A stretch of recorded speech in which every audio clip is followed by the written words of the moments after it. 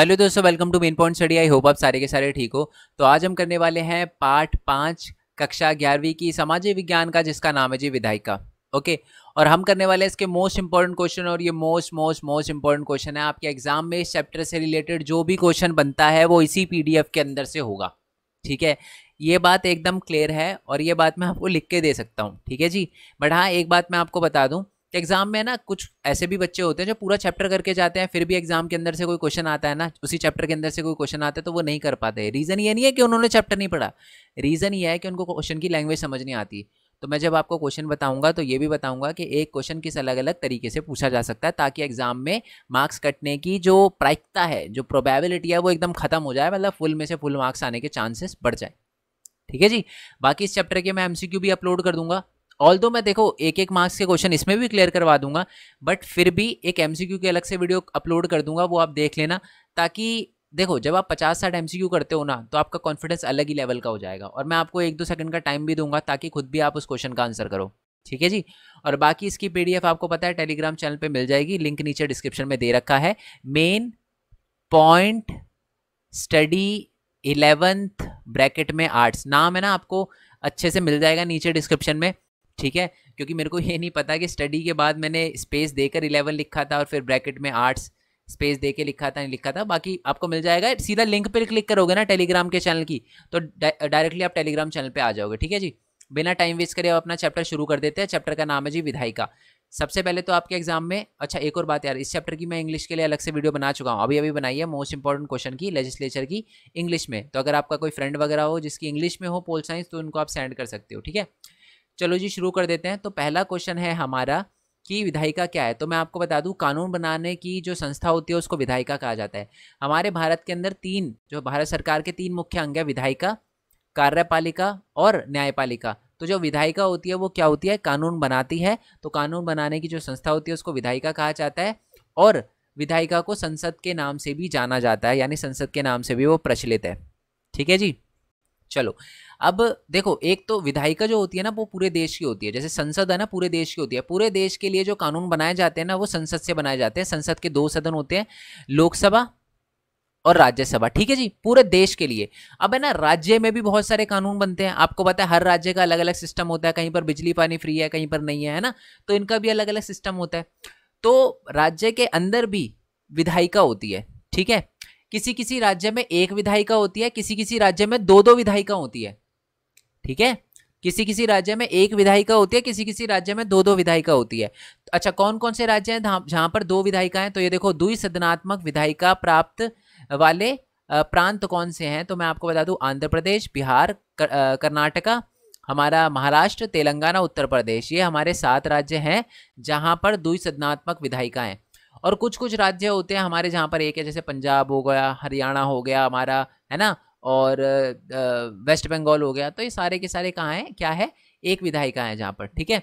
तो अच्छा, क्वेश्चन ये है कि राज्य में द्विसदनात्मक विधायिका के क्या फायदे होते हैं? तो पहला फायदा तो ये है कि मान लो किसी, जैसे दो हमारे एक राज्य है, जैसे मान लो पंजाब ले लेते हैं। पंजाब के अंदर दो हमारे सदन है विधायिका के। तो मान लो एक सदन से कोई विधेयक यानी कोई भी कानून जल्दबाजी में पास हो गया, है ना, तो वो दूसरे में उस पर आराम से चर्चा की जा सकती है। तो एक तो ये फायदा हो जाता है ना, जहां जहां पर एक हो फिर तो वो पास हो जाता है जल्दबाजी में। बट जहां जहां पर, पंजाब का एग्जांपल नहीं लेना चाहिए था मेरे को, बिहार का लेना चाहिए था, है ना, तो बिहार में है ना दो, तो दो जहां पर होते हैं ना, वहां पर अगर एक में जल्दबाजी से पास होता है तो दूसरे पे चर्चा हो जाती है, दूसरे सदन में। ठीक है। दूसरा है क्या है, सार्वजनिक राय बनाने में मदद करता है, क्योंकि आपको पता है कि ज्यादा लोग होते हैं तो ज्यादा अच्छी राय, ज्यादा अच्छा कानून यहाँ पास होता है ना, समझ रहे हो ना। देखो, अगर मान लो एक सदन में 50 लोग हैं, ठीक है, तो जैसे पंजाब के अंदर तो एक ही सदन है, तो एक, मैं एग्जांपल दे रहा हूँ, 50 नहीं है, 50 से ज्यादा है, सिर्फ एग्जांपल दे रहा हूँ, तो 50 है, तो सिर्फ 50 लोगों की राय जो है वही कानून बनाने या ना बनाने के लिए आ पाएगी। बट जहां जहां पर दो हैं, तो आप देखो 50 यहाँ के भी, 50 यहाँ के भी, तो 100 लोग हो जाएंगे, तो ज्यादा लोगों का रिप्रेजेंटेशन हो पाएगा। तो यही बात लिखी हुई है। नेक्स्ट है, ये सरकार के एक अनिवार्य संज्ञा प्रणाली है। देखो, बेसिकली भारत एक संघीय देश है, और संघीय देश में क्या होता है, ज्यादातर चीजें पूछ कर होती है, ज्यादातर चीजें बातचीत करके होती है। तो बात ये होती है कि द्विसदनात्मक में क्या होता है, ज्यादा लोगों से राय ली जाती है। तो एक तरह से हमारे संघीय प्रणाली के लिए बहुत अनिवार्य है और उसको ताकत देता है। तो इसलिए हमारा द्विसदनात्मक ज़्यादा अच्छा माना जाता है, उसका ये फायदा है।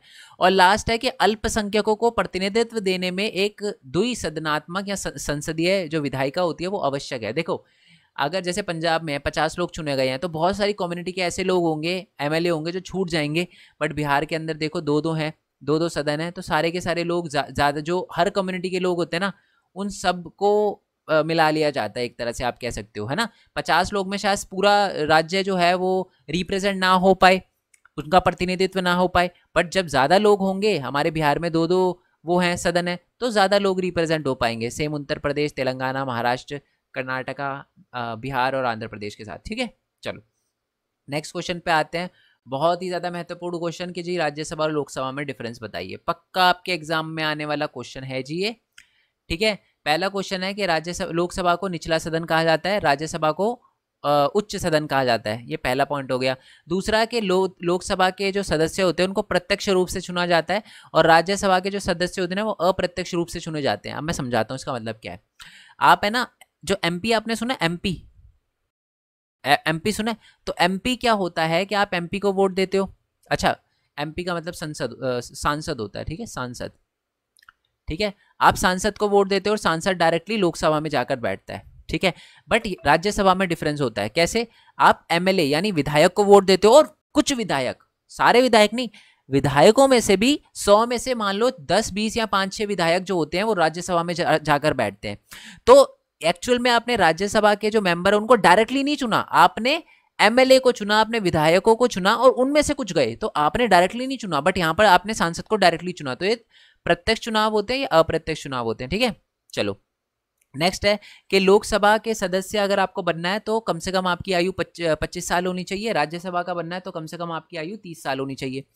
ठीक है, एक दो पॉइंट और बता देता हूँ। इसमें टोटल 543 मेंबर होते हैं अभी हैं, और इसमें टोटल 250 हैं। ठीक है, इसमें सारे के सारे जो मेंबर होते हैं ना वो सारे के सारे वोटिंग से चुने जाते हैं। इसमें जो होते हैं वो 12 जो होते हैं मनोनीत होते हैं, यानी 12 जो मेंबर होता है वो राष्ट्रपति चुनते हैं। आपने कभी जया बच्चन को राज्यसभा में देखा है?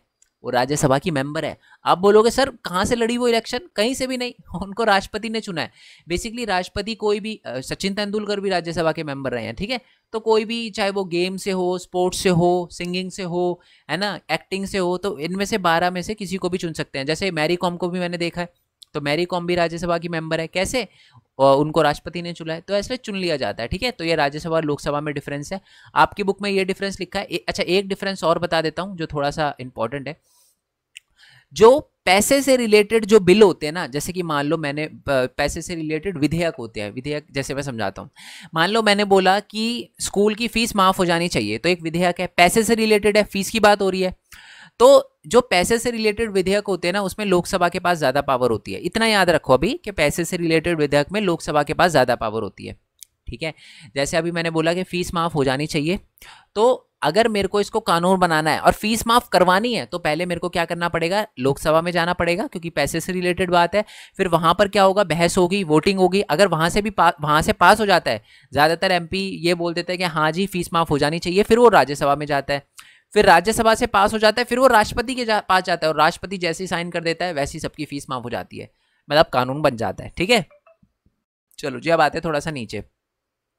संसद के कार्य बताइए। बहुत इंपॉर्टेंट क्वेश्चन, सीधा 5 नंबर में आता है, 1-2 नंबर में नहीं आता, चांसेस कम है इसके 1-2 नंबर के आने में। ठीक है, सबसे पहले तो विधेयी कामकाज। तो संसद पूरे देश के किसी भी भाग के लिए कानून बनाती है। आपको पता ही है कि संसद का पहले विधेयी काम क्या होता है कि ये कानून वगैरह बनाती है। दूसरा, ये कार्यपालिका पर नियंत्रण और उसका उत्तरदायी सुनिश्चित करती है। इसका क्या मतलब है? इसका मतलब ये है कि मैंने आपको बताया था 3 होते हैं, अंग होते हैं हमारे सरकार के। विधायिका में कौन होते हैं? मंत्री वगैरह होते हैं, एमपी वगैरह अभी देखा ना हमने, लोकसभा राज्यसभा में एमपी वगैरह होते हैं। दूसरा होता है हमारा कार्यपालिका में एक तरह से आप आईएएस आईपीएस ले लो, वैसे तो और भी होते हैं, प्रेसिडेंट भी इसके अंदर आता है, बट अभी आप आईएएस आईपीएस लो। और तीसरा होता है जुडिशरी, जिसमें जज वगैरह आते हैं। तो एक तरह से एमपी वगैरह जो विधायिका होती है ना, ये हमारी जो संसद होती है, ये एक तरह से कार्यपालिका पे नजर रखते हैं कि जो आईपीएस वगैरह है ये सारे के सारे अपना काम ढंग से करे, और साथ में ये उत्तरदायी भी हो। जैसे कि मान लो इनका काम, जैसे मैंने फीस माफ करवा दी, मान लो विधायिका लोकसभा और राज्यसभा दोनों से पास करवा दी, ठीक है, बट कुछ स्कूल जो है वो अभी भी फीस ले रहे हैं, तो ये आईपीएस और आईएएस जाकर बात करेंगे कि हाँ जी क्या हो गया, लॉ बन चुका है फीस माफ, समझ रहे हो। तो एक्चुअल जो ग्राउंड पे काम करना होता है वो हमारे कार्यपालिका का होता है। तो संसद नजर रखती है, हमारे विधायिका जो होती है ना वो नजर रखती है एक तरह से कि अपना काम ढंग से करो, नियंत्रण करती है उन पे, ठीक है। नेक्स्ट है जी वृत्तीय कामकाज। वृत्तीय कार्य का मतलब क्या है कि किस मिनिस्ट्री को, जैसे कि हेल्थ में इतने पैसे लगने चाहिए 10,000 करोड़, रेलवे बनाने के लिए इतने पैसे लगने चाहिए, इनके पास इतने पैसे लगने चाहिए, ये पैसे कौन उपलब्ध कराता है, ये हमारा संसद ही उपलब्ध कराती है। तो वृत्तीय कार्य भी इनका होता है। नेक्स्ट है जी प्रतिनिधित्व करते हैं। ये तो बड़ा सिंपल है। एमपी जो होते हैं, जो लोकसभा में बैठते हैं, जो राज्यसभा में बैठते हैं, वो क्या करते हैं, वो रिप्रेजेंट करते हैं किसको, अपने इलाके को। आपके एरिया से जो एमपी चुना गया है वो पार्लियामेंट में जाके बैठेगा, और जब वो पार्लियामेंट में जाके बैठेगा तो वो अपने एरिया के बारे में बताएगा, अपने एरिया की प्रॉब्लम को सॉल्व करने के लिए बोलेगा। अब ऑब्वियस सी बात है, पंजाब का कोई एमएलए है, सॉरी पंजाब का कोई एमपी है जो लोकसभा में बैठा हुआ है, तो पंजाब के अच्छे के लिए, अपने इलाके के अच्छे की बात करने की कोशिश करेगा। दिल्ली में बैठा है वो दिल्ली की बात करेगा। तो एक तरह से प्रतिनिधित्व करता है, अपने अपने इलाके का प्रतिनिधित्व। और इसमें अलग अलग धर्म के लोग होते हैं, है ना, कुछ गरीब होते हैं, कुछ अमीर होते हैं, अलग अलग समाज के लोग होते हैं। तो ये सारी की सारी बात है, ठीक है। और बहस का मंच तो है ही है हमारे। मैं आपको बता दूं, जो संसद है ना वो हमारे देश का सबसे सर्वोच्च मंच है वाद विवाद का। बहस होती है, आपने सुना होगा, बहुत लड़ते हैं, आपने न्यूज़ चैनल में भी देखा होगा। अगर संसद की बातचीत मैं आपको दिखा सकता हूँ यहाँ पर, बट फिर आपका टाइम वेस्ट होगा, आप बोलोगे सर इतना दिल पे मत लो, देख लेंगे हम, है ना। तो समझ गए ना, बहस का मंच है ना। वो कहते रहते हैं महोदय जी मेरे बात सुनिए, आप मेरी बात सुनिए, आप मेरे को टाइम क्यों नहीं दे रहे। ये सारी की सारी बहस होती है, मतलब बहुत अलग अलग मुद्दों पे बहस होती है यहाँ पर पार्लियामेंट पे। संसद को ही पार्लियामेंट कहते हैं, ये कंफ्यूज मत हो जाना आप। नेक्स्ट है जी संवैधानिक कार्य। संवैधानिक कार्य का मतलब क्या होता है, आपको पता है, मैंने आपको बताया था कि संसद के पास है ना इतनी पावर है कि वो संविधान में चेंज भी कर सकते हैं, संशोधन कर सकते हैं। चेंज को संशोधन ही कहा जाता है, ठीक है जी। आई होप ये बात आपको क्लियर हो गई हो। नेक्स्ट है जी निर्वाचन संबंधी कार्य। निर्वाचन संबंधी कार्य का क्या मतलब है, राष्ट्रपति को चुनना, उपराष्ट्रपति को चुनना, ये भी हमारी संसद ही करती है। ये हमारे राज्यसभा लोकसभा यही चुनते हैं एक तरह से, राष्ट्रपति और उपराष्ट्रपति को। लास्ट है जी न्यायिक कार्य। न्यायिक कार्य का क्या मतलब होता है, जो हमारे राष्ट्रपति और उपराष्ट्रपति तो बता चुका हूँ, साथ में जो उच्च न्यायालय होते हैं, सर्वोच्च न्यायालय होते हैं, उनके न्यायाधीश को अगर हटाना है तो भी हमारा संसद करती है। पता है, अगर आपको सुप्रीम कोर्ट के किसी जज को हटाना होता है ना, तो आप ऐसे नहीं हटा सकते। आपको क्या करना पड़ेगा, लोकसभा में एक बिल पास करवाना पड़ेगा कि जी हाँ ये फलाना फलाना जज है, इनको हटाना है। फिर वो अगर पास हो जाता है लोकसभा से, फिर राज्यसभा के पास जाएगा, फिर पास होता है, फिर जाके प्रेसिडेंट साइन करता है, तब उनको पोस्ट से हटाया जाता है जज को। मैं आपको बता दूं, इंडिया में सबसे ज़्यादा टफ जज को हटाना ही है, ठीक है। एमपी एमएलए कोई करप्शन कर दे, पार्टी मना कर देती है कि जी नहीं है हमारी पार्टी का मेंबर, बर्खास्त। बट अगर जज को हटाने की बात होती है ना, तो पूरा एक बहुत तगड़ा प्रोसीजर जो है वो यूज़ होता है, ठीक है। अब क्वेश्चन ये आता है कि संसद में कानून बनता कैसे है, ठीक है। अब अभी हमने देखा कि संसद कानून बनाती है। सर बनाती कैसे, देखो लोकसभा है और एक राज्यसभा है, ठीक है। अब होता क्या है कि सबसे पहले, जैसे मैंने बोला, वही फीस वाला एग्जांपल लेते हैं, मैंने बोला कि फीस माफ हो जानी चाहिए, ठीक है। तो इसके लिए ना पहले कमेटी बनाई जाती है, समिति बनाई जाती है, कमेटी को समिति कहते हैं हिंदी में। एक समिति बनाई जाती है, वो अपनी रिपोर्ट पेश करती है, ठीक है। वो पूरा अच्छे से टेक्निकली देखते हैं कि क्या फीस माफ करवाना चाहिए भी या नहीं चाहिए, ठीक है। कि बहुत सारे स्कूल में जो है वो फैसिलिटी अच्छी नहीं है, तो फीस लेना ज़रूरी है नहीं ज़रूरी है, पूरा अपना अच्छे से जो हमारे ये समिति होती है वो अच्छी सी पूरी अपनी रिपोर्ट जो है वो करती है, और उसके बाद वो लोकसभा में पेश होती है वो रिपोर्ट। उसके बिहाफ पे फिर यहाँ पर बहस होती है। फिर बहस होने के बाद वोटिंग होती है। अगर ज़्यादातर लोग बोल देते हैं जी हाँ चलो फीस माफ़ कर दो, तो फिर वो राज्यसभा में जाती है वो बात। अगर मान लो यहीं पर मेरे को मान लो 100 बंदे बैठे हुए हैं लोकसभा में और मेरे को 30 वोट मिलते हैं, तो यहीं से खारिज हो जाएगी, कोई फीस माफ़ नहीं होगी वो, ठीक है। बट अगर फिर मान लो यहाँ से पास हो जाती है, 70-80 लोग जो हैं वो फीस माफ़ करने के पक्ष में आ जाते हैं, तो वही राज्यसभा में जाते हैं। राज्यसभा में दोबारा से फिर बातचीत होती है, फिर दोबारा वोटिंग होती है। और अगर यहाँ पर 70% लोगों ने ज़्यादा मेरे को बोला कि हाँ जी फीस माफ़ हो जानी चाहिए, तो फिर वो राष्ट्रपति के पास जाएगा सिग्नेचर करने के लिए, ठीक है। बट अगर यहाँ पर भी 10% लोगों ने मेरा पक्ष रखा, कहते चलो लोकसभा से तो पास करवा लिया मैंने 70% से, बट अगर राज्यसभा में सिर्फ 10% लोगों ने मेरा साथ दिया और बाकी ने नहीं दिया, मतलब मेरे उस फीस माफ़ करवाने के विधेयक पर पास वोटिंग नहीं करी, तो ये यहाँ से भी रिजेक्ट हो सकता है, ठीक है। बट अगर दोनों से ही पास हो गया, फिर राष्ट्रपति के पास जाता है। राष्ट्रपति जैसे साइन करता है, ये विधेयक अब कानून बन जाता है, ठीक है। देखो जब तक राष्ट्रपति के साइन नहीं होते ना, कोई भी विधेयक कानून नहीं बनता। जैसे ही राष्ट्रपति के साइन हो जाते हैं वो कानून बन जाता है और फिर फीस माफ हो जाएगी, ठीक है। चलो, तो देखो यही बात लिखी हुई है कि एक समिति रिपोर्ट पेश करती है, फिर उस समिति जो है उस सदन में रिपोर्ट जो है पेश की जाती है, अस्वीकार करते हैं, स्वीकार करते हैं, फिर बहस होती है, फिर एक सदन में ले जाते हैं, वहाँ से पास हो जाता है, फिर दूसरे सदन में ले जाते हैं, है ना। अगर दोनों में से किसी में भी रद्द हो जाए तो फिर छोड़ दो, रद्द ही हो गया वो। बट अगर दोनों से पास हो जाता है, और अगर दोनों से मान लो पास होने के बाद कुछ दिक्कतें लगती है, तो एक जॉइंट सेशन बुलाया जाता है, संसद का एक संयुक्त बैठक होती है जिसमें राज्यसभा और लोकसभा दोनों के मेंबर बैठते हैं। फिर जब हो जाती है सारी की सारी चीज़ें, वहाँ से भी पास हो जाता है, फिर राष्ट्रपति के पास जाता है, राष्ट्रपति सिग्नेचर कर देता है, तो विधेयक कानून बन जाता है। ठीक है, चलो नेक्स्ट है। अब इसी चीज़ को आपको एक स्टोरी में लिख देना बस, वैसे यही बना के आ जाओगे एग्जाम में तो डिट्टो नंबर 5 में से 5 मिलेंगे। चलो, अब विधेयक जो होते हैं वो कितने प्रकार के होते हैं, बड़ा सिंपल है। देखो, जो विधेयक पैसे से रिलेटेड हो उसको कहते हैं हम वित्तीय विधेयक, और जो पैसे से रिलेटेड ना हो उसको कहते हैं हम गैर वित्तीय विधेयक। मैंने फीस माफ करवाने की बात करी, पैसे से रिलेटेड बात हो रही है ना, फीस से रिलेटेड, तो एक विधेयक बिल है। अच्छा, विधेयक बिल को है ना आपको हमेशा पहले लोकसभा में ले जाना होता है, पास दोनों से करवाना होता है, बट लोकसभा से ले जाना वहां पर पहले ज्यादा इंपॉर्टेंट है। ठीक है, और जो गैर वित्तीय विधेयक होते हैं, जैसे कि मान लो मैंने बोला कि अब से कोई मर्डर करेगा तो 5 साल की जगह उसकी 10 साल की सजा है, तो एक गैर वित्तीय विधेयक है, इसमें पैसों से रिलेटेड बात नहीं हो रही। नेक्स्ट होता है एक सामान्य विधेयक, और एक होता है कि संविधान संशोधन विधेयक। देखो, सामान्य विधेयक वो होते हैं जो नए नए है, एकदम नया कानून। ठीक है, देखो जब हमारा संविधान बना था तो क्या साइबर क्राइम था, क्या कंप्यूटर से रिलेटेड क्राइम होते थे, कंप्यूटर ही नहीं था, है ना। तो जब कंप्यूटर से रिलेटेड कानून हमारे सबसे पहले हमारे सदन के अंदर, हमारे संसद के अंदर जब इसकी बातचीत हुई, तो उसको किस टाइप का विधेयक माना गया, उसको सामान्य विधेयक माना गया, क्योंकि उससे पहले कभी भी कंप्यूटर की बातचीत नहीं हुई थी। ठीक है, एक संशोधन संविधान संशोधन विधेयक होते हैं, जैसे मैंने बोला किसी मर्डर केस की सजा 5 साल से 10 साल कर देनी चाहिए, तो 5 साल तो पहले से है ना कॉन्स्टिट्यूशन में, संविधान में, और 10 साल कर देनी चाहिए। तो ये क्या है, ये आप संशोधन कर रहे हो, संविधान में चेंज कर रहे हो, तो इसको संविधान संशोधन विधेयक कहेंगे। ठीक है, नेक्स्ट आता है जी सरकारी विधेयक और निजी सदस्यों के विधेयक। देखो, सरकारी विधेयक क्या होते हैं, जो विधेयक सरकार के जो कैबिनेट मिनिस्टर है वो लेकर आते हैं, केंद्र जो हमारे मंत्री हैं वो लेकर आते हैं। केंद्र मंत्री कौन कौन से होते हैं, जैसे कि फाइनेंस मिनिस्टर, होम मिनिस्टर, है ना, डिफेंस मिनिस्टर, एडुकेशन मिनिस्टर। अगर जैसे मैं मान लो मैं फाइनेंस मिनिस्टर हूँ, सॉरी मान लो मैं एडुकेशन मिनिस्टर हूँ, और मैं लेकर आया फीस माफ करने का, तो क्या कहलाएगा, वो सरकारी विधेयक कहलाएगा। बट अगर कोई नॉर्मल एमपी जिसके पास कोई पोस्ट ना हो, अगर वो लेकर आता है तो उसको निजी सदस्यों का विधेयक कहा जाता है। ठीक है, चलो नेक्स्ट क्वेश्चन पे आते हैं जी, कि लोकसभा और राज्यसभा की शक्तियां बताइए। ये मोस्ट इंपॉर्टेंट क्वेश्चन है, और ये ऊपर मैं थोड़ा बहुत बता भी चुका हूँ, रीड कर लेना, डायरेक्टली आपको पता चल जाएगा, बट मैं फिर भी आपके लिए। अच्छा, एक और बात, लोकसभा और राज्यसभा का तो पूछा जाएगा ही जाएगा, आपसे ना राज्यसभा की विशेष शक्तियां भी पूछी जा सकती है, तो ये भी आप याद रखना। ठीक है, मैंने डायरेक्टली क्वेश्चन आंसर लिखवाए हैं, आंसर भी लिखवाए हैं, ताकि आपको मतलब कोई दिक्कत ना है, और डायरेक्टली यही करके जा सको। समझ गए ना बच्चे, आई होप ये बात आपको क्लियर हो गई, अच्छे से करना है इसको। ठीक है, चलो तो चलो मैं फिर भी आपको समझा ही देता हूँ। ठीक है, कहीं आप बोलो सर आपने बताया नहीं, चलो सुन लो आप। संघ सूची व संवर्ती सूची में शामिल होने वाले मामले पर कानून बनाता है लोकसभा। संघ सूची आपको पता होगा, इसको यूनियन लिस्ट कहते हैं, क्लास 10 में आपने इसके बारे में पढ़ा होगा, चैप्टर नंबर 2 संघवाद में।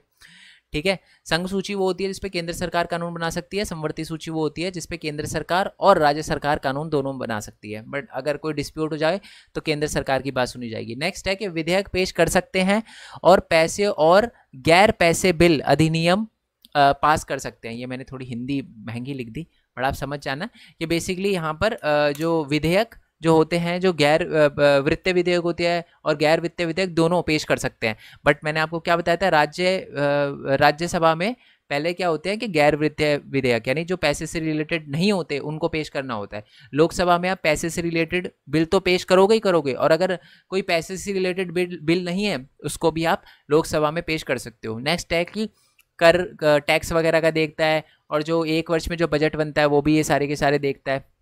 ओके, कार्यपालिका पर नियंत्रण करता है, संविधान में संशोधन करता है, चेंज करता है, मैं आपको बता ही चुका हूँ। आपातकालीन की अगर घोषणा होती है तो वो भी यहीं से मंजूरी लेनी पड़ती है। राष्ट्रपति और उपराष्ट्रपति का निर्वाचन होता है, ये भी पता चल गया। और सुप्रीम कोर्ट के जो जज होते हैं या उच्च न्यायालय के जज होते हैं उनको हटाने का वो चलता है। और साथ में समिति और आयोग की स्थापना करता है और रिपोर्ट पर विचार करता है। ठीक है, यानी जो समिति होती है वो यही हमारी लोकसभा ही नियुक्ति करती है और उस पर फिर विचार विमर्श होता है। ऐसी हमारे राज्यसभा का लिखा, बट मैं राज्यसभा की विशेष शक्तियाँ पढ़ देता हूँ, वो थोड़ा सा ज़्यादा इंपॉर्टेंट है। ठीक है, चलो वैसे अगर मान लो राज्यसभा की शक्ति आ जाए तो विशेष शक्तियां भी आप लिख सकते हो, उसमें कोई दिक्कत नहीं है, ठीक है। तो पहला पॉइंट लिखा है कि राज्यसभा राज्यों को प्रतिनिधित्व प्रदान करने के लिए एक संस्थागत तंत्र है। मैंने आपको क्या बताया था, ध्यान से सुनो, मैंने आपको क्या बताया था, ये राज्यसभा में कौन होता है, वो एमएलए जिनको आपने वोट दिया उनमें से कुछ एमएलए जाकर राज्यसभा में बैठते हैं, है ना। तो दिल्ली के 10 एमएलए, पंजाब के 20 एमएलए, है ना, हरियाणा के 10 एमएलए, ऐसे ऐसे करके चुने जाते हैं। तो एक तरह से क्या करता है, राज्यों को प्रतिनिधित्व प्रदान करता है, राज्य को, समझ रहे हो आप। चलो नेक्स्ट है कि इसका उद्देश्य राज्य की शक्ति की रक्षा करना है, इसलिए राज्य को प्रभावित करने वाले किसी भी मामले की को सहमति और अनुमोदन के लिए भेजा जाना चाहिए। इसका मतलब क्या है, होते तो ये एक तरह से एमएलए ही है ना, मैंने आपको बताया तो था, ये होते एमएलए ही है। तो अब देखो, मान लो कोई ऐसा कानून आ रहा है जो सिर्फ हरियाणा के लोगों को अफेक्ट करे, है ना, तो बेसिकली जो राज्यसभा में बैठे हुए हरियाणा के मेंबर होंगे वो बोलेंगे कि जी ये तो इफेक्ट कर रहा है, तो बेसिकली पूरे देश में ही कानून रहा है, ठीक है। मान लो कोई कानून ऐसा है जो पूरे देश में बन रहा है, पूरे देश के लिए बन रहा है, बट ज़्यादातर इफेक्ट कर रहा है हरियाणा के लोगों को, तो बेसिकली हरियाणा के भी जो राज्यसभा के मेंबर होंगे वो अपनी राय अच्छे से रख पाएंगे, तो उनको भी प्रतिनिधित्व होगा, है ना। नेक्स्ट है, यदि केंद्रीय संसद राष्ट्र के हित में राज्य सूची या संवर्ती सूची पर किसी मामले को हटाना चाहती है तो उसे राज्यसभा से भी अनुमति लेनी पड़ती है, ठीक है। और इस मामले में राज्यसभा के पास ज़्यादा पावर है, ठीक है। इसका क्या मतलब है, मान लो कोई ऐसा कानून है, ये जैसे आपको पता है, हमने पढ़ा था, हमने संवर्ती सूची, राज्य सूची, केंद्र सूची। मान लो केंद्र सरकार क्या करती है, राज्य सूची में से कुछ टॉपिक हटा देती है ना, तो उसको राज्यसभा से भी वो लेनी पड़ेगी, क्या, अनुमति लेनी पड़ेगी। अगर अनुमति नहीं मिलती तो नहीं कर सकती केंद्र सरकार, राज्य सूची के अंदर से कुछ भी नहीं हटा पाएगी फिर, ठीक है। तो यहाँ पर आप कह सकते हो कि राज्यसभा के पास ताकत जो होती है वो ज़्यादा होती है, ठीक है। और बट हाँ, आप कह सकते हो, हालांकि अनुभव से यह पता चलता है कि राज्यसभा के जो सदस्य होते हैं अपने राज्यों का प्रतिनिधित्व करने की तुलना में अपनी पार्टियों का अधिक प्रतिनिधित्व करते हैं, ठीक है। वो ये नहीं देखते जी मैं हरियाणा से हूँ, मैं दिल्ली से हूँ, मेरे को अपने इलाके का नहीं, वो ये देखती है कि जी पार्टी क्या बोल रही है। मान लो कोई कांग्रेस का बंदा है, ठीक है, कांग्रेस का राज्यसभा का मतलब मेंबर है कोई, वो पहले एमपी था हरियाणा की तरफ से, वो ये नहीं देखेगा हरियाणा का फायदा नहीं हो रहा नहीं, वो ये देखेगा बंदा कि जी पार्टी क्या बोल रही है, मेरी कांग्रेस पार्टी क्या बोल रही है। Same goes for BJP, BJP ये नहीं देखे, बीजेपी का मान लो कोई पंजाब का एमएलए है या एमएलए है, वो राज्यसभा का मेंबर बन चुका है, वो ये नहीं देखेगा कि जी इलाके का क्या, वो ये देखेगा जी पार्टी क्या बोल रही है ना। तो ये एक दिक्कत आती है, समझ रहे हो। सब पार्टी के साथ सेम है, ठीक है। मेरे को किसी पार्टी से आप कोरिलेट मत कर देना कि सर जी ये पार्टी, मैं भैया नॉन पॉलिटिकल बंदा हूँ, ठीक है। तो समझ रहे हो ना। अब तो इसलिए सारी पार्टी खराब है और हर पार्टी अच्छी भी है, कुछ लोग अच्छे भी होते हैं, कुछ लोग बुरे भी होते हैं, ठीक है। अब वो आपका नज़रिया, आप कैसे देखते हो, ठीक है। चलो अब ये आता है इंपॉर्टेंट क्वेश्चन, इसके बाद सिर्फ एक क्वेश्चन हमारा रहेगा, 2 क्वेश्चन आएंगे बट छोटे छोटे हैं, डोंट वरी। नेक्स्ट है कि संसदीय नियंत्रण के साधन बताइए, संसदीय कार्यपालिकाओं को कैसे नियंत्रण करता है, ठीक है। ये दोनों क्वेश्चन बहुत ही ज़्यादा इम्पोर्टेंट है, बहुत ही ज़्यादा। कार्यपालिका में मैंने आपको आईएएस बताया था, बट मैं आपको कार्यपालिका में एक और चीज़ बता दूं कि कार्यपालिका में जो फाइनेंस मिनिस्टर, होम मिनिस्टर होते हैं ना, वो भी आते हैं, साथ ही में हमारे प्रेसिडेंट भी आते हैं, याद रखना ये बात, ठीक है। क्योंकि फिर आपको कन्फ्यूजन होगी, सर संसद ये आईपीएस आईएएस ही मत ले लेना, इसमें ऊपर मैंने आईएएस आईपीएस इसलिए समझाया था ताकि आपको इजीली समझ आ जाए। बट कुछ फाइनेंस मिनिस्टर, होम मिनिस्टर, कुछ नहीं, क्या जितने भी फाइनेंस मिनिस्टर होते हैं, होम मिनिस्टर होते हैं, ये सारे के सारे भी कार्यपालिका में आते हैं, ठीक है। चलो क्वेश्चन ये है, अच्छा एक क्वेश्चन है आपसे, इस टाइम है ना बीजेपी की गवर्नमेंट है ना, तो कार्यपालिका में जो मैंने आपको बताया होम मिनिस्टर, फाइनेंस मिनिस्टर, वो किस पार्टी से होंगे, ऑब्वियसली बीजेपी से होंगे। कांग्रेस जीतती तो कांग्रेस के होते, आम आदमी पार्टी जीतती तो आम आदमी पार्टी के होते, कोई और पार्टी जीतती तो कोई और पार्टी के होते, ठीक है। अब देखो क्वेश्चन क्या है, संसदीय नियंत्रण के साधन बताइए। देखो मान जो पार्टी जीतती है ना, वो डिक्टेटर ना बन जाए, वो तानाशाह ना बन जाए, वो अपनी मर्जी से सारे काम ना करने लग जाए, इसको रोकने के लिए क्या क्या उपाय करे गए हैं हमारे संविधान में, हमारे पास क्या क्या उपाय हैं, तो वही उपाय सारे के सारे लिखे गए हैं। पहले तो है बहस और वाद विवाद। आपको पता है हमारे पार्लियामेंट में, हमारे संसद में क्या होती है, बहस होती है, बहुत चीखा चिल्ली होती है, और वो बहस कौन देखता है, वो बहस देखते हैं नॉर्मल लोग, ठीक है। अगर मान लो कोई बहस हो रही है और साफ दिख रहा है कि जो जीती गई पार्टी है वो अपनी मनमानी कर रही है, तो क्या होगा, जो नॉर्मल लोग होते हैं वो ये डिबेट देखेंगे और वो फिर प्रोटेस्ट वगैरह करेंगे। तो इससे क्या है कि संसदीय जो एक तरह से सरकार पर नियंत्रण लगता है इस चीज़ से, कि सरकार वो कोई भी गलत काम नहीं कर पाती, क्योंकि उनको पता है यार कि जो भी अगर गलत कानून लेकर आए तो लोग रोड पे उतर जाएंगे। नेक्स्ट है कि कानून की स्वीकृति और अस्वीकृति। कानून पर आपको पता है डायरेक्टली ऐसा नहीं है कि बीजेपी के ज्यादातर मेंबर है ना, तो डायरेक्टली पास हो जाता है, नहीं, वोटिंग होती है। कांग्रेस के भी अगर सारे मेंबर कांग्रेस के होते तब भी वोटिंग होती ही होती। तो इससे भी एक तरह से उन पे नियंत्रण लगा रहता है कि हाँ यार, अगर कुछ गलत कानून लेकर आएंगे तो कभी कभार तो ऐसा होता है कि कोई ऐसा गलत कानून होता है कि खुद की पार्टी के लोग भी वोट नहीं देते। ये बात मैं आपको बता दूं, चलो मैं आपको समझाता हूं। जैसे कि इस टाइम है ना, अभी कुछ टाइम पहले प्रेसिडेंट के इलेक्शन हुए थे, ठीक है। एक तरफ मैं आपको ये एग्जांपल दे रहा हूँ, ऑल दो इसका डायरेक्टली कोई लेना देना नहीं है, बट मैं समझा रहा हूँ। एक तरफ थी द्रौपदी मुर्मू, एक लेडी है हमारी, संथाल ट्राइब से थी, इनको प्रेसिडेंट के लिए चुना गया था, अब ये हमारी प्रेसिडेंट ही है। और दूसरे थे जी यशवंत सिन्हा, ठीक है। ध्यान से मेरी बात सुनना। द्रौपदी मुर्मू को है ना बीजेपी ने अपना बोला था कि द्रौपदी मुर्मू जी बननी चाहिए प्रेसिडेंट, और बाकी जो ऑपोजिशन थी वो यशवंत सिन्हा को कह रही थी। बट बहुत सारे लोगों ने, बहुत सारे ऑपोजिशन के लोगों ने भी द्रौपदी मुर्मू को वोट डाला। इसका मतलब यह है कि कभी कभार ऐसा होता है, लोग पार्टी से उठकर भी वोट देते हैं, ठीक है। तो ये जो कानून की स्वीकृति और नॉन स्वीकृति होती है ना, वोटिंग होती है, इससे भी सही बात रहती है। जैसे कि ऐसा नहीं देखा जाता कि किस पार्टी के मेंबर है, हाँ जी बीजेपी लेकर आइए तो हाँ बोल दो, हाँ हाँ हाँ हाँ जी लो पास, ऐसा नहीं होता, वोटिंग होती है।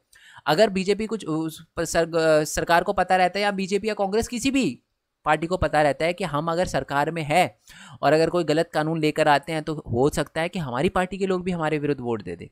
ऑल्दो ऐसा बहुत कम होता है, बट हो सकता है, ठीक है। तो इससे भी एक तरह से सरकार पर नियंत्रण बना रहता है, ठीक है। और ये ज्यादा कारगर हो जाता है गठबंधन सरकार में, ठीक है। नेक्स्ट है हमारा वित्तीय नियंत्रण। वित्तीय नियंत्रण क्या है? पैसों पर नियंत्रण, ठीक है। अब देखो, पैसा जो है, मैं आपको बता दूं, बहुत सारे अलग अलग ऑफिसर होते हैं, ठीक है, जो पूरा लेखा जोखा रखते हैं कि जी ये जो हमारी सरकार ने 10,000 करोड़ रुपए रेलवे में लगाए हैं, कहाँ खर्च हो रहे हैं, हेल्थ में लगाए हैं, कहाँ खर्च हो रहे हैं, रोड बनाने में लगाए, कहाँ खर्च हो रहे हैं, पूरी की पूरी डिटेल होती है। तो उससे भी ये नियंत्रण रहते हैं कि जी हाँ भाई, घोटाला नहीं कर सकते हम, है ना। क्योंकि देखो, अगर पैसे की जांच हो रही है ना, और पता चलता है कि जी पैसे का गोलमाल कर रही है कोई सरकार, तो लोग तो रोड पे उतर जाएंगे, और साथ में ऑपोजिशन भी बोलेगी, क्योंकि करप्शन तो गलत बात है ना, तो इसलिए, ठीक है। चलो, अच्छा एक और बात बता देता हूँ यार, बार बार मैं बोल रहा हूँ रोड पे आ जाते हैं, रोड पे आ जाते हैं लोग। देखो, एक होता है प्रोटेस्ट, एक होता है वॉयलेंट प्रोटेस्ट, दोनों में बहुत डिफरेंस है, ठीक है। जब आप प्रोटेस्ट करते हो, मान लो आपको कोई चीज़ पसंद नहीं है, आप प्रोटेस्ट करते हो, तो वो एक बहुत ओपी बात है। आप अपने राइट्स के लिए प्रोटेस्ट कर रहे हो, बहुत बढ़िया।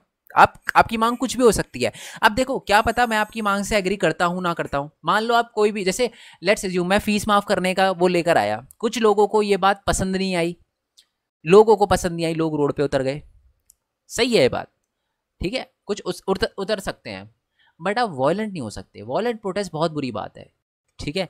इससे होता नहीं है, नॉर्मल लोगों का ही नुकसान होता है, ठीक है। जो गरीब लोग होते हैं, जो ठेला लगाते हैं रोड के पास, सबसे पहले उनकी ही शॉप को आप जलाते हो, है ना। तो ये गलत बात हो जाती है। प्रोटेस्ट सही है, आप करो, रोड पे बैठो, अनशन करो, प्रोटेस्ट करो, अच्छी बात है, सरकार पे दबाव डालो, अच्छी बात है, अधिकार है आपका। बट वॉयलेंट प्रोटेस्ट बहुत गलत बात है ना।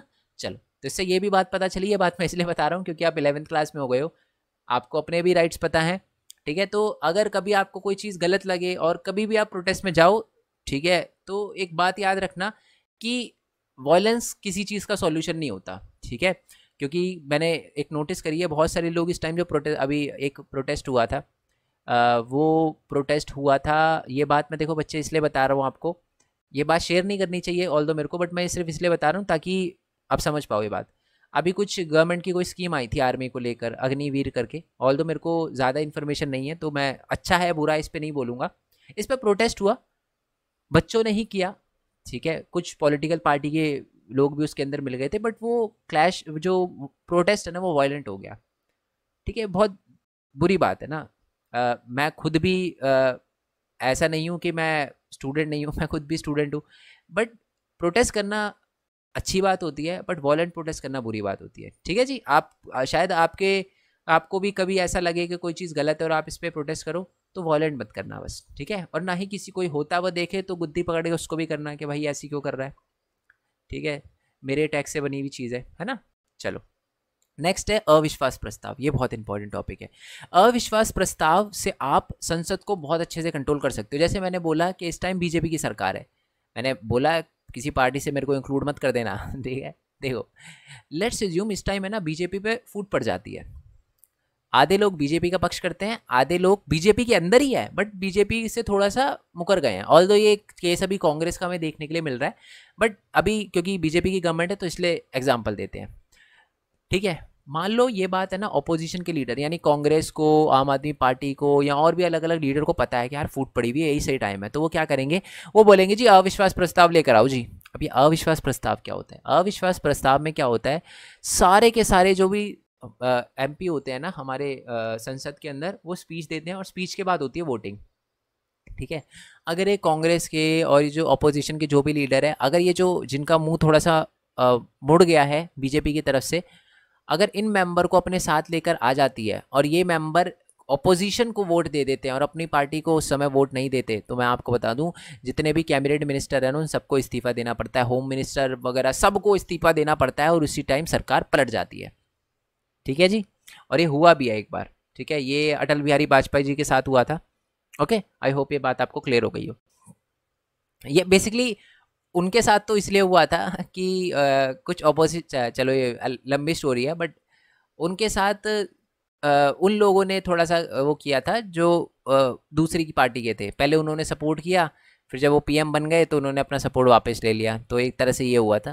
वो अलग बात है, आप कभी बाद में पढ़ोगे इसके बारे में।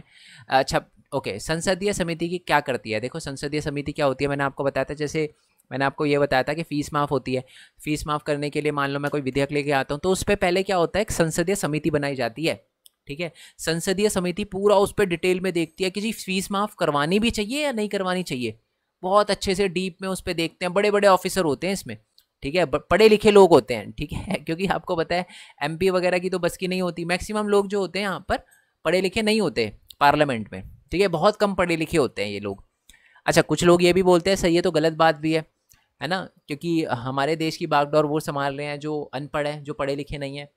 देखो इसमें मेरी मिक्स फीलिंग है, पढ़े लिखे होने चाहिए, मैं ये भी चाहता हूँ, बट देखो कभी कभी इस चीज़ को लेकर डर भी लगता है। क्यों? क्योंकि देखो जो ये एमपी एमएलए घोटाला करते हैं ना, इनके घोटाले पकड़े जाते हैं। क्यों पकड़े जाते हैं? ये पढ़े लिखे होते नहीं, दिमाग चलता नहीं इनका, तो ये पकड़े जाते हैं किसी तरीके से। बट जब कोई पढ़ा लिखा आदमी करप्शन करता है ना, तो उसका करप्शन बहुत तगड़ा होता है, बहुत दिमाग लगा के करता है, और जब तक आप उसको पकड़ने की कोशिश करते हो वो फुर्र हो जाता है, देश से ही फुर्र हो जाता है। तो इस बात को लेकर भी मेरे को थोड़ी चिंता रहती है। देखो पढ़ा लिखा होना ना होना ये मेरे को लगता है अलग बात है, बट हाँ एक चीज़ मैं मानता हूँ कि बंदा अच्छा ज़रूर होना चाहिए। कुछ पढ़े लिखे लोग बहुत अच्छे होते हैं, कुछ पढ़े लिखे लोग उनसे भी ज़्यादा बुरे होते हैं, अच्छे लोगों से ज़्यादा बुरे होते हैं। कुछ जो मतलब बेसिकली हर में पढ़े लिखे लोगों में भी आपको बुरे मिलेंगे, बहुत बुरे भी मिलेंगे, अच्छे मिलेंगे, बहुत अच्छे भी मिलेंगे।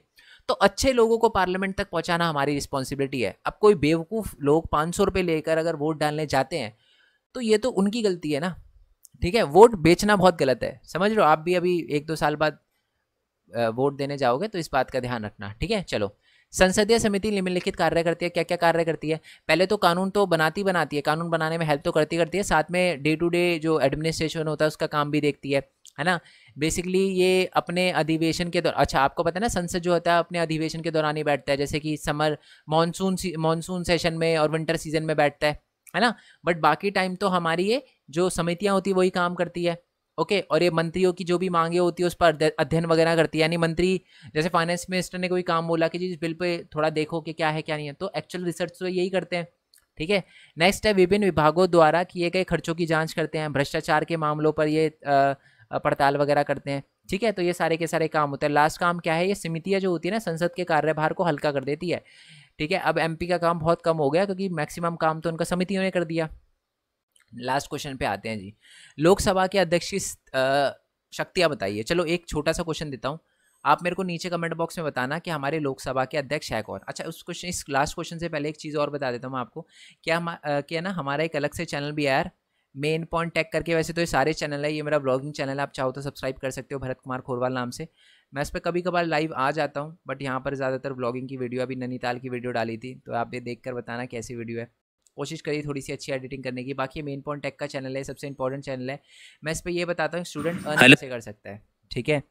बेसिकली अर्न कैसे कर सकता है, एनिमेशन वीडियो कैसे बना सकता है, आप लैपटॉप से एनिमेशन वीडियो कैसे बना सकते हो, फ़ोन से कैसे बना सकते हो, वेबसाइट कैसे बना सकते हो, वेबसाइट से अर्निंग कितनी होती है, नोट से आप कैसे अर्न कर सकते हो, ये सारी चीज़ें मैं बताता हूँ। तो इस चैनल को आप सब्सक्राइब कर लेना। बहुत सारे बच्चों की डिमांड आती है कि सर हम अर्न करना चाहते हैं, तो ये एक सबसे बढ़िया तरीका है, ठीक है, ऑनलाइन अर्निंग करने का। क्योंकि अभी आप जॉब वगैरह तो कर नहीं सकते, तो ऑनलाइन अर्न करना सबसे बढ़िया तरीका है। एक तरह से मैं भी यही कर रहा हूँ, पढ़ा भी रहा हूँ, पढ़ भी रहा हूँ, ऑनलाइन अर्निंग भी कर रहा हूँ, तो ये आप भी कर सकते हो, ठीक है।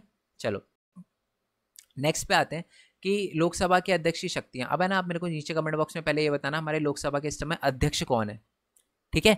अच्छा, इनके क्या काम होते हैं, आपने सुना है कि, चलो आपने देखा तो नहीं होगा, बट आप कभी संसद टीवी लगा के देखना, ठीक है। पहले लोकसभा अलग होता था, राज्यसभा टीवी अलग होता था, बट अब संसद टीवी हो चुका है। उसके अंदर अगर आप देखोगे ना, तो वहाँ पर आपको क्या मिलेंगे, वहाँ पर आपको मिलेंगे जैसे लोकसभा और राज्यसभा के वो बोलते हैं कि महोदय जी, है ना, स्पीकर सर। तो उन स्पीकर सर की क्या शक्तियाँ होती है, पहली तो वो बैठक की अध्यक्षता करते हैं। आप उनको ना अलग से ऊपर ऊपर एक बड़ी सी सीट दे रखी होती है ना, तो वो बैठते हैं वहाँ पर, अध्यक्षता करते हैं, ठीक है। अनुशासन वगैरह को देखते हैं, सजावट लिख दिया मैंने, बट डेकोरम आएगा इसका मतलब, इंग्लिश में डेकोरम, बट यही रखना, अनुशासन वगैरह बनाए रखने के लिए। बिल को पेश करने की अनुमति वगैरह यही देते हैं। बिल का प्रकृति तय करते हैं कि जी पैसे से वित्तीय बिल है या नॉन गैर वित्तीय बिल है, ठीक है। और घर घर की जगह आप संसद लिख लेना, ठीक है। संसद के नियमों की व्याख्या करने का काम होता है। संसद समितियों का गठन करते हैं, विभिन्न समितियों का, ठीक है। और विशेष अधिकार की रक्षा करते हैं संसद के सदस्यों की, कि कोई एक सदस्य दूसरे सदस्य की के जो अधिकार है उनको छीन ना ले, टाइम वेस्ट ना करे, एक सदस्य का टाइम जो है वो कहीं ऐसा ना हो कि ज़्यादा दे दिया जाए, कम दे दिया जाए, ये ठीक है। विभिन्न समितियों तक भेजना, ये काम होता है इनका। और साथ में अगर मान लो कभी टाई हो जाता है, जैसे मैंने आपको बताया लोकसभा में कोई बिल है, 50% लोगों ने हाँ में जवाब दिया कि हाँ पास हो जाना चाहिए, जैसे फीस का ही है, और आधे ने दिया नहीं पास होना चाहिए, तो लोकसभा का स्पीकर भी अपना वोट दे सकता है। और वैसे इसका वोट काउंट नहीं होता, बट टाई हो जाता है तब काउंट होता है, ठीक है। उसको भी संसद कर लेना, ठीक है। संसद के व्यवसाय को संचालन करना और वक्ताओं को कार्यकाल का निर्णय लेना, यानी उनका टाइम पीरियड जो होता है कि कितने टाइम तक बोलना है, कितने टाइम तक नहीं बोलना है, ये सारी की सारी चीज़ें। इसमें से कोई भी 6-7 पॉइंट लिख देना आप, 6 साइड क्या 5 पॉइंट लिखोगे तब भी काफ़ी है, ओके। आई होप ये वीडियो आपको अच्छी लगी हो। बाकी मैं जो हमारे कार्यपालिका की वीडियो है वो भी बना चुका हूँ, तो नीचे डिस्क्रिप्शन में लिंक मिल जाएगा। और बाकी मैं इस चैप्टर की MCQ की वीडियो अलग से अपलोड करूँगा। बाकी आप टेलीग्राम चैनल ज्वाइन कर लेना, लिंक नीचे डिस्क्रिप्शन में दे रखा है।